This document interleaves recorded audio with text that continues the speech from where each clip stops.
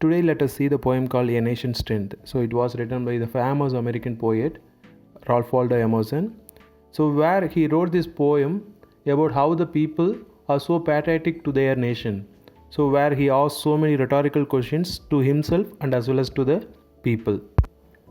Where the poet begins with so many questions, so many rhetorical questions to the people and as well as to himself. So the first question is, what makes its pillars high and its foundation strong? And he also asked another question, what makes it strong to defend itself from enemies? The poet says that it is not the gold, it is not the any kind of ornaments. So this is not going to be make the world so grand. So the nation is always prone to attack by the so many enemies because there are so many boundaries are there. The boundary land people will come and fight with their nation. So the nation's foundation lays on not only sinking sand rather than on a strong rock. So he also wants to the world. So he also wants to the national people. So further on he goes on asking so many questions about whether it is the sword or the power or the kind of a nation to become a great.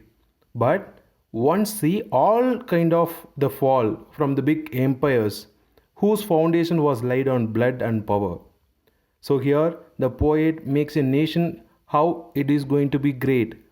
It is going to be a kind of a wealth or it is not going to be the kind of a power. So he himself answers that pride is not everlasting. The proud possessions of the kingdoms were brought down to ashes at God's feet. So this is the thing that he is asking to the world. So how he also going to conclude this poem is, the poet concludes that the nation is made great and strong only by men who stand for the nation at all times to uphold truth and honor. So he just mentioning about the two important points. One is truth, another one is honor. So the poet also praises about the bravery of the men, those who are working so hard to protect their nation. So while the lazy people sleep on their home. So he also compares with the two different kinds. One is the brave man, another one is the lazy people, how they are going to kind of the leisure things. So only such courageous men make the foundations of a nation strong.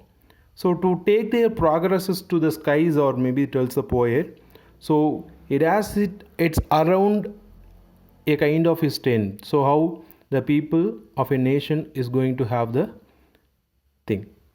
In the first stanza, the poet compared with the building. The poet simply asked the readers in a rhetoric way. He asked the questions, what makes a nation's pillars high and its foundation strong? What makes it mighty? The strong enough to defy or the resist the force. Force, which means the enemies. That rounded throng are those who gather around to damage. In the second stanza, the poet answers that it is not the materialistic things like gold makes the kingdoms grand. The ample resource that a nation has always prone to attack by enemies. Hence a nation's foundation lays on sinking loose sand rather than on strong solid rock, wants the poet. Let's move on to the third stanza. Yet in another rhetorical question, the poet asks whether it is the sword that symbolizes power makes a nation great, but the reality is not so. As is seen in history, the fall of the big empires whose foundation was laid on blood and power. The world glory decayed in course of time.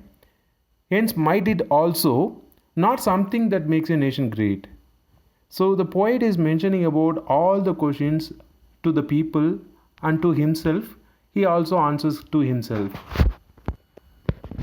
The fourth stanza, where he mentions about all the wonders, so whether it is the pride of the crown or which is something sweet to the nation that make them great. The nations are proud of their power and resources. And quickly comes to the answer from the poet himself, who says that pride is not everlasting. God dislikes boastfulness. The proud possessions of kingdoms were brought down to ashes at God's feet. Hence, pride is also not something that makes a nation great. So he mentioning about all the materialistic world. So God will always dislike all the boastfulness. So let's move on to the fifth stanza. The poet also says that the nation is made great and strong only by men, not by a kind of materialistic things. They are the men who stand for the nation at all times, and they sacrifice their life to uphold truth and honor. So this is the fifth stanza. And the last stanza, where he mentions about, he continues to praise the relentless brave men who work hard for the nation while the lazy people sleep in their home. Such courage men make the foundations of a nation strong and take their progress to the skies. So the poet concludes with a kind of appreciation to the young people, those who are relentlessly sleeping and relentlessly working for their nation.